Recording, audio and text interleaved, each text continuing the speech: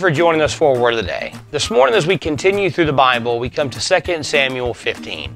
Now, to catch you up where we are in the story of Scripture, yesterday we looked at David's great sin, his sin with Bathsheba. He commits adultery with Bathsheba. She gets impregnated through this adulterous affair. He connives and sneaks and has her husband Uriah killed so that he can take her as his wife and marry her, and everyone will think the child is his. And he thinks the sin is covered. He thinks no one knows, but God knows.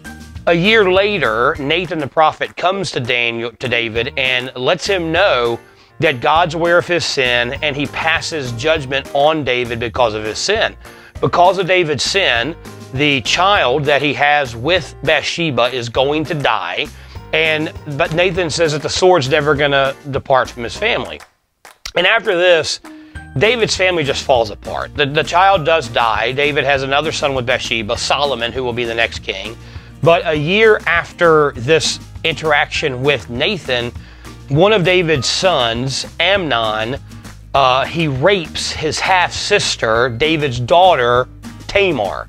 And David doesn't do anything about it. And this infuriates another one of his sons, Absalom, who is Tamar's full brother. They have the same mother. And so several years go by, 2 years go by, and Absalom kills Amnon. And David is furious about this, and Absalom is cast out of Israel.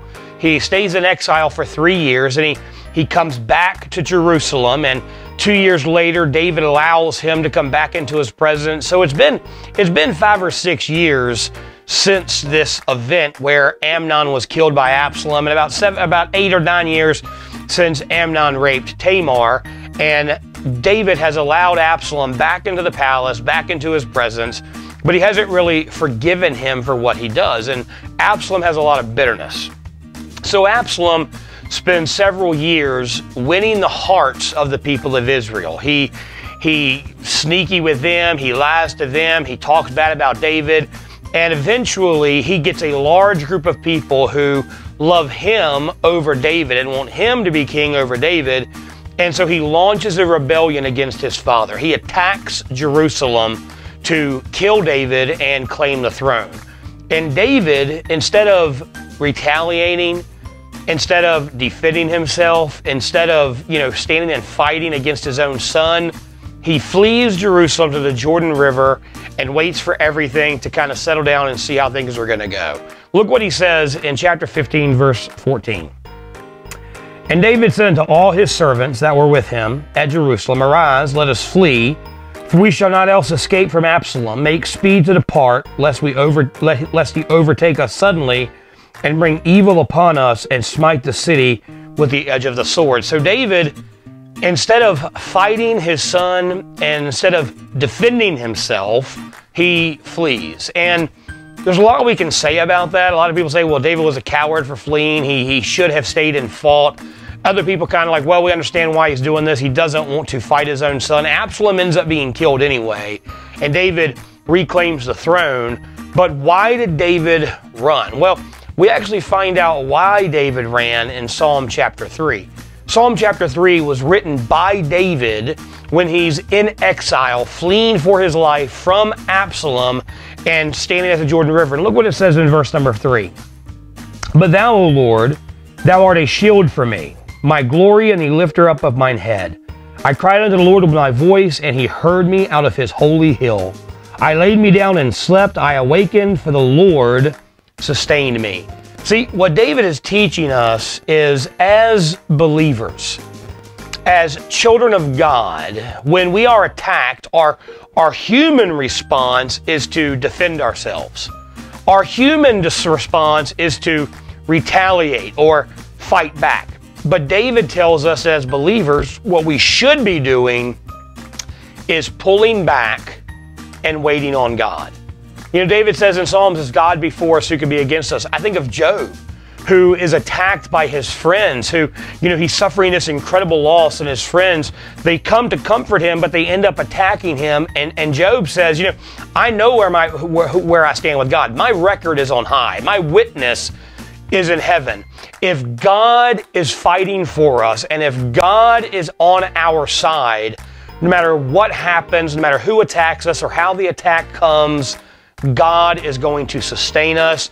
God is going to protect us. God is going to fight for us. We are not to retaliate. Vengeance is God's. And now, we're not supposed to pull back either and pray, God, put vengeance on them, God, smite them.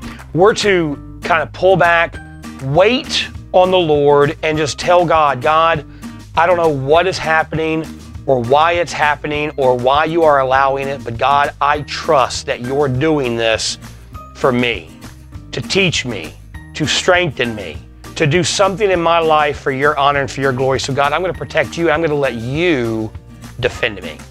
God's defense is better than anything we can muster up. And look, David had his victory. Absalom was killed. He was restored to the throne.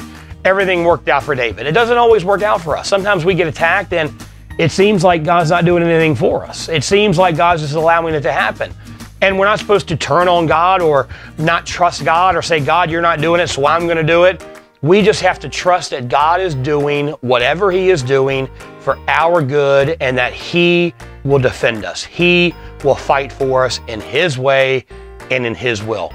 When you're attacked, whether you're attacked personally, by family, at work, whatever, however you are facing attack today, don't retaliate. Don't fight back. Just pull aside and trust in God. Just pull back and say, God, I'm going to trust in you. You're my shield. You're my protector. You're my defender.